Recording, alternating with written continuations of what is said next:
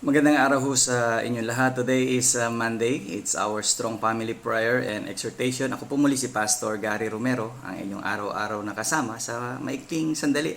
At muli po tayo dadako sa panalangin. O aming Ama, maraming salamat muli sa araw na ito at binigyan niyo kami muli ng buhay at kalakasan na may pagpapatuloy pa namin ang aming tungkulin bilang inyong mga lingkod sa lupang ito. Pagpalain niyo po lahat ang pamilyang Pilipino na sila makakilala sa inyo at tanggapin si Jesus na maging kanilang Panginoon at tagapagligtas sa pangalan ni Jesus. Amen.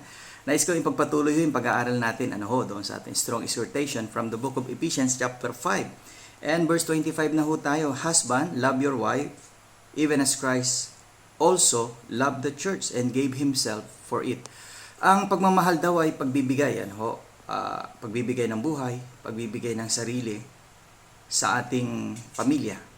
Kung ikaw ay lalaki, kailangan mong ipadama ang iyong pagmamahal. Pagmamahal na hindi galing sa isip, pagmamahal na ito ay naaayon doon sa kalooban ng Panginoon.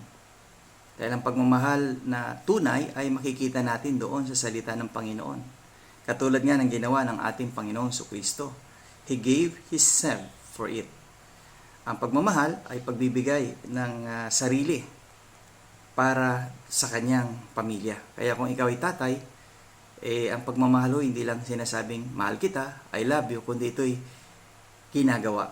Ito'y isinasabuhay. Ikaw ay nananatiling tapat sa iyong asawa, nananatili kang tapat sa iyong pamilya. Walang halong dungis, walang halong pagkukunwari, walang pagtatangi kung ano man ang iyong ginagawa. Ibig sabihin, ang pagmamahal ay kinakailangan mong maging totoo sa iyong pamilya. Kaya mga tatay, hamon ito sa atin. Kung tunay nating mahal ang ating pamilya, ibigay natin ang buhay natin para sa kanila. Wala nang iba. Okay? See you again tomorrow sa ating Strong Family Prayer and Exhortation.